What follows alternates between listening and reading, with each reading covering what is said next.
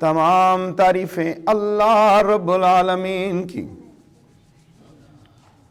جو تمام مخلوقات کو پیدا کرنے والا۔ حمد و ثنا بیان کرتا ہوں اپنے پاک پروردگار کی، جو تمام مخلوقات کو پیدا کرنے والا ہے۔ باقی بیان کرتا ہوں اللہ تعالی جل شانہ کی، جو گناہگاروں کے گناہوں کو معاف کرنے والا۔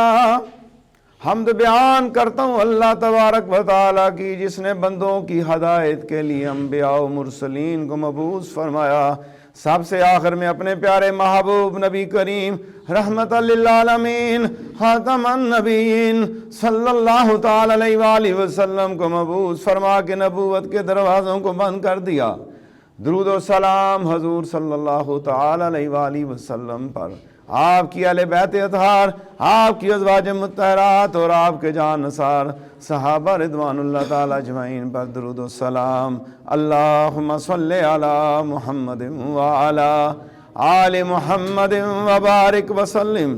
سبحان اللہ وبحمدہ سبحان اللہ العظیم۔ اللہ تعالیٰ جل شانہ کا بے حد شکر، جس نے مجھے اور آپ کو آج مبارک دن میں، عظیم دن میں، دنوں کے سردار دن میں، یوم جمعۃ المبارک کے موقع پر اپنے گھر میں مہمان بنایا۔ یہ بہت قیمتی لمحات ہیں، دعا کی قبولیت کے لحاظ سے بھی اور اللہ تبارک و تعالیٰ جل شانہ کی رحمتیں برسنے کے لحاظ سے بھی۔ آج کی اس عظیم الشان اس مجلس کے اندر مجھے جو محبت کے ساتھ دعوت دی ہے حاجی محمد ارشد صاحب کونسلر، میں ابھی انہی کے گھر میں جب آیا، ذرا پہلے آ گیا تو آپ نے چائے کا اہتمام کیا۔ جناب حاجی عدالت صاحب یہاں پر موجود ہیں، اور کیسر صاحب آپ کی دعوت پہ، اور مسجد کے امام و خطیب جناب میرے پاس بیٹھے ہیں فرید الدین صاحب، ماشاءاللہ، صرف فرید نہیں، فرید الدین صاحب، تو دین کی بات یہ کرنے والے ہیں۔ تو ان کی خاص محبت کے ساتھ مجھے آپ کے اس گاؤں میں دعوت ملی، میں آیا۔ انشاءاللہ جو مجھے ٹائم دیا گیا ہے، میں خود بھی ٹائم کا بڑا پابند ہوں، اور اپنے اس ٹائم کے اندر میں کوشش کروں گا کہ میں آپ کو اپنے آنے کا مقصد بتاؤں، اور آپ نے جو مجھے بلوایا ہے اس کا میں مقصد بیان کر سکوں۔ میرے دوستو، ہم دنیا میں کس کام کے لیے آئے ہیں اور اللہ نے ہمیں کس لیے بھیجا ہے، یہ دیکھنا ہے، اور قرآن و سنت کا پیغام کیا ہے۔ یہ ایک طویل بحث بھی ہے اور موضوع بھی ہے جس کے اوپر ہم نے زندگی بسر کرنی ہے، لیکن آپ ماشاءاللہ صاحب ایمان ہیں، صاحب بصیرت و عقل ہے۔ آپ سے میں نے بہت ہی مختصر جو گفتگو کرنی ہے، میری بات آپ تک پہنچ جائے گی۔ ہم زندگی میں جتنی بھی دولت اکٹھی کر لیں، جتنی بھی کھیتی باڑی تجارت کر لیں، کاروبار کر لیں، کامیابی اس وقت ملے گی جب اللہ تعالی جل شانہ کی رضا مل جائے گی۔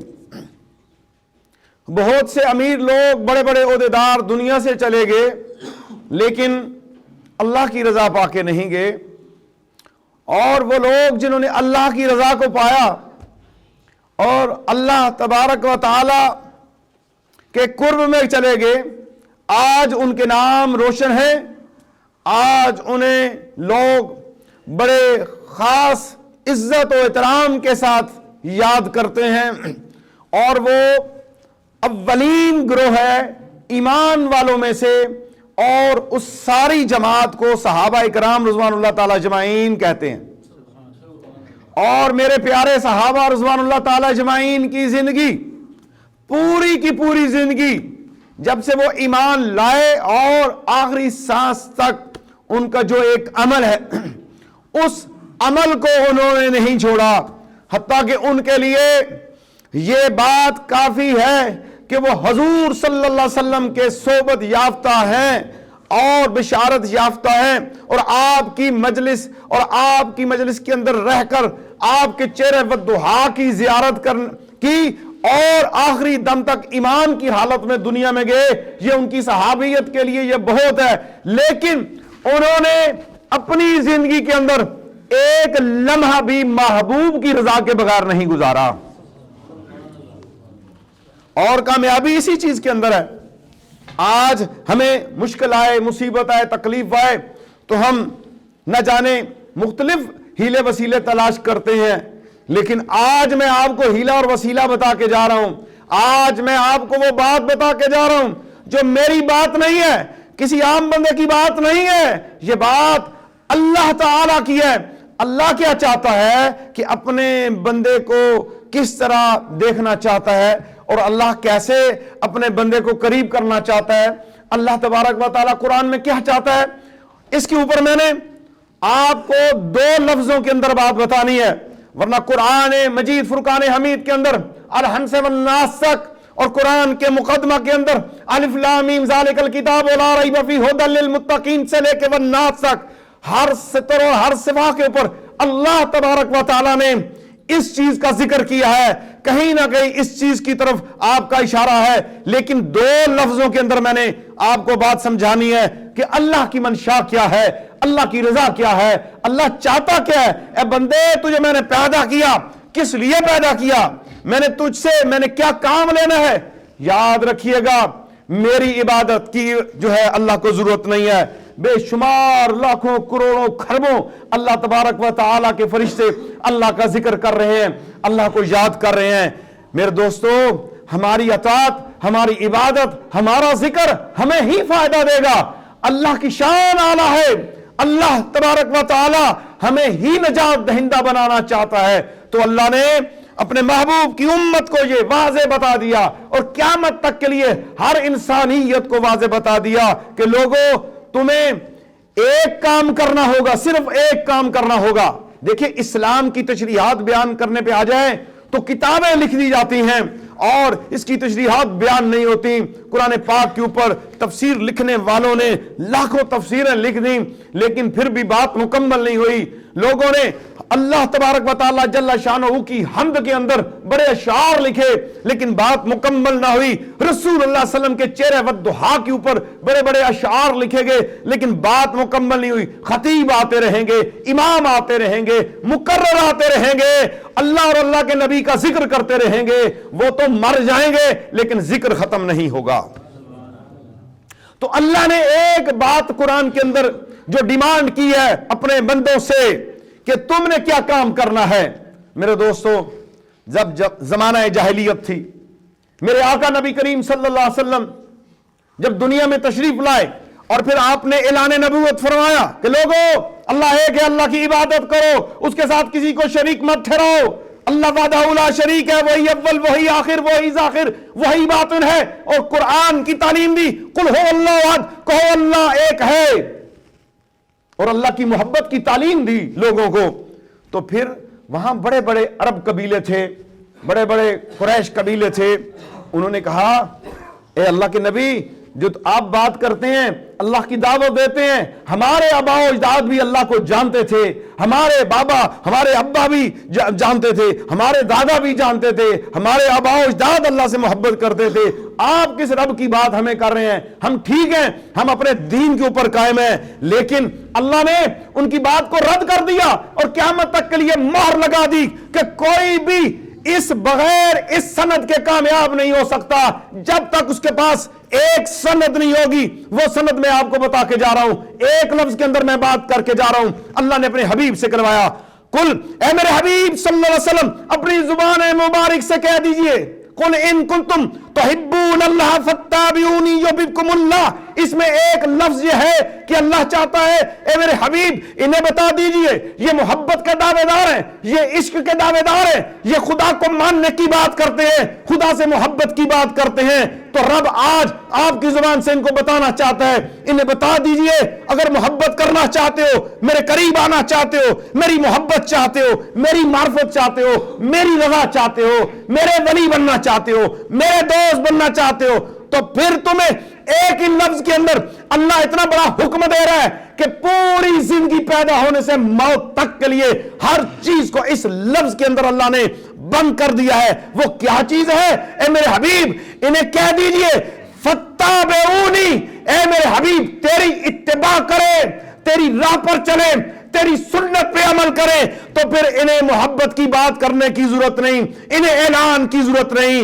رب ذوالجلال والاکرام اعلان کرتا ہے جب یہ فاتبعونی کہ مصداق بن جائیں گے، یہ صحرا پہن لیں گے، یہ سجا لیں گے، اس راہ پہ چل پڑیں گے، تیرے نقش قدم کی پیروی کریں گے، تو پھر میں رب اعلان کرتا ہوں یحببکم اللہ، رب ان بندوں سے پیار کرے گا۔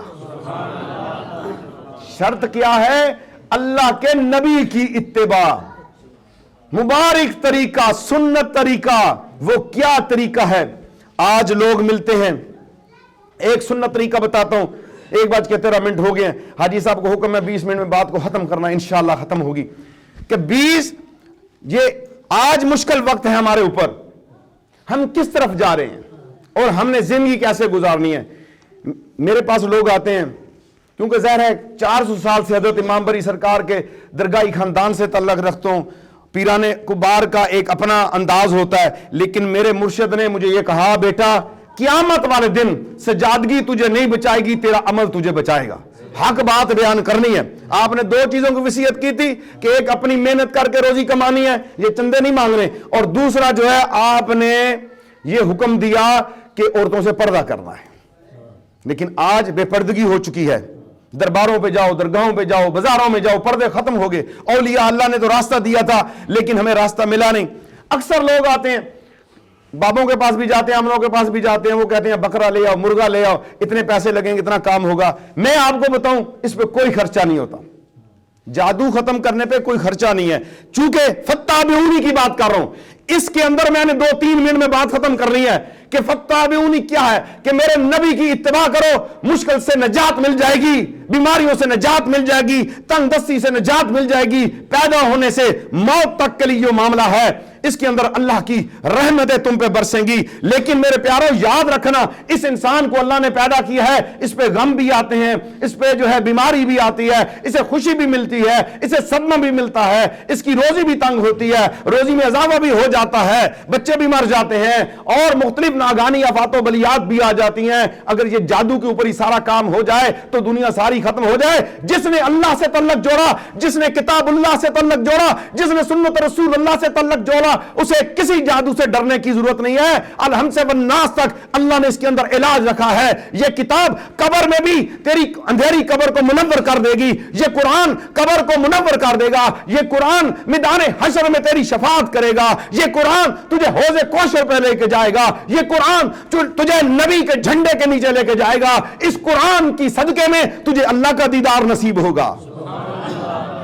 تو ہم نے قرآن کو پڑھنا چھوڑ دیا، ہم نے طاقوں میں تو سجا لیا، بڑے بڑے اعلیٰ کپڑے تو پہنا دیے، لیکن افسوس مسلمان قرآن سے دور ہو گیا۔ قرآن کہہ رہے فاتبعونی، اللہ کے حبیب کی اتباع کرو، اللہ کے نبی کی سیرت اور سنت پہ چلو، یحببکم اللہ، اللہ تم سے محبت کرے گا۔ اس سے بڑا سرٹیفکیٹ کیا چاہیے؟ آج لوگ آتے ہیں، وہ کہتے ہیں حضور فلاں کے پاس گئے، اس نے جادو تھا، میرا کاروبار نہیں چاہ رہا، میرا یہ کام نہیں چاہ رہا، میرا یہ کام نہیں چاہ رہا۔ ایک کام بتا رہا ہوں، میں اپنی بات ختم کرنے لگا ہوں، ایک نبی کی سنت بتانے لگا ہوں صلی اللہ علیہ وسلم۔ درود پڑھیے، اللہم صلی علی محمد وعلی آل محمد وبارک وسلم۔ ایک میں اپنے پیارے محبوب صلی اللہ علیہ وسلم کی سنت کا خلاصہ بیان کرنے لگا ہوں، جس پہ مصیبت ہو، تکلیف ہو، تنگ دستی ہو، غربت ہو، کسی قسم کی بھی پریشانی ہو، تو پھر کیا کرنا ہے؟ آپ نے کیا عمل کرنا ہے؟ عمل کیا کرنا ہے سنیے۔ جب بھی آپ اپنے گھر میں داخل ہوں تو گھر میں داخل ہوتے وقت کہیے السلام علیکم ورحمۃ اللہ، گھر والوں کو سلام کیجئے، وبرکاتہ بھی پڑھ لیجئے، گھر میں کوئی ہو یا نہ ہو آپ یہ سلام کریں۔ اس کے بعد اپنے نبی پہ درود و سلام پڑھیں، اور اس کے بعد سورہ اخلاص ایک بار پڑھیں۔ جو یہ عمل کرے گا وہ دنیا میں مقروض ہو کے نہیں جائے گا، اور اس کا ہاتھ مانگے گا نہیں بلکہ اللہ کی راہ میں تقسیم کرے گا۔